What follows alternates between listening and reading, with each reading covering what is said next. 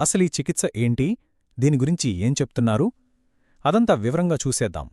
ఆ ప్రచార వీడియో మొదలవడమే ఈ శక్తివంతమైన వాక్యంతో అవుతుందన్నమాట. ఇది ఏదో ఒక ఉత్పత్తి మాత్రమే కాదు, ఆరోగ్య భవిష్యత్తుకు ఒక హామీ ఇస్తున్నట్టుగా చెప్తున్నారు. మరి ఈ మాట వెనక ఉన్న అసలు సంగతేంటో చూద్దాం. సరే, ముందుగా దీని వెనకున్న సైన్స్లోకి వెళ్దాం.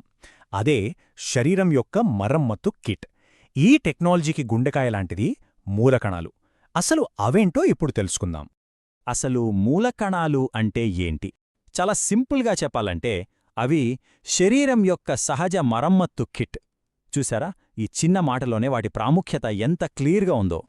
మరి ఈ రిపేర్ కిట్ స్పెషాలిటీ ఏంటి అంటే, ఈ మూల కణాలకు ఒక అద్భుతమైన పవరుందన్నమాట.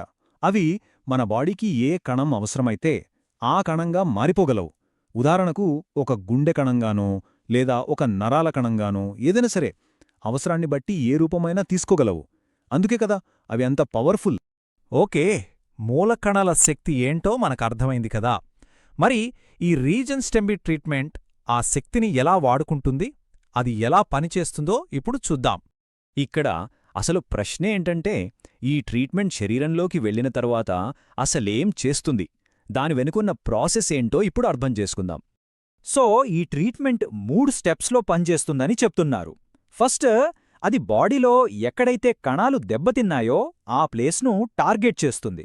సెకండ్, అక్కడ కొత్త కణాలు పుట్టేలా ప్రోత్సహిస్తుంది. ఇక ఫైనల్గా మొత్తం శరీరం యొక్క పనితీరును మెరుగుపరుస్తుందట. సింపుల్గా చెప్పాలంటే ఇది మన బాడీలో ఉండే న్యాచురల్ రిపేర్ ప్రాసెస్ను స్పీడప్ చేయడం లాంటిదన్నమాట. సరే, ఈ ప్రాసెస్ అంతా బానే ఉంది. కానీ దీనివల్ల మనకు దక్కే అసలైన ఫలితాలేంటే? వాళ్ళు ఏం ప్రయోజనాలిస్తామని వాగ్దానం చేస్తున్నారు? ఇప్పుడు చూద్దాం. ఇక్కడ చూడండి, కణాలకు మళ్లీ జీవం పోయడం, ఇమ్యూన్ సిస్టమ్ను బూస్ట్ చేయడం, గాయాలు చాలా ఫాస్ట్గా మానడం, ఇన్ఫ్లమేషన్ను అంటే వాపును తగ్గించడం, చివరికి పెద్ద పెద్ద దీర్ఘకాలిక వ్యాధులను కూడా నయం చేసే అవకాశముందని చెప్తున్నారు. అబ్బో, ఇవన్నీ వింటుంటే ఇదేదో చిన్న మార్పులా లేదు, ఒక కంప్లీట్ హెల్త్ రెవల్యూషన్లా అనిపిస్తుంది కదా. మరి ఈ చికిత్స ఎవరికోసం ఉద్దేశించబడింది? ఇక్కడ 2 గ్రూపులను టార్గెట్ చేస్తున్నట్టు స్పష్టంగా తెలుస్తోంది. ఒకవైపు ఎప్పుడూ ఆరోగ్యంగా ఉండాలి, యంగ్గా కనిపించాలి అనుకునేవాళ్లు.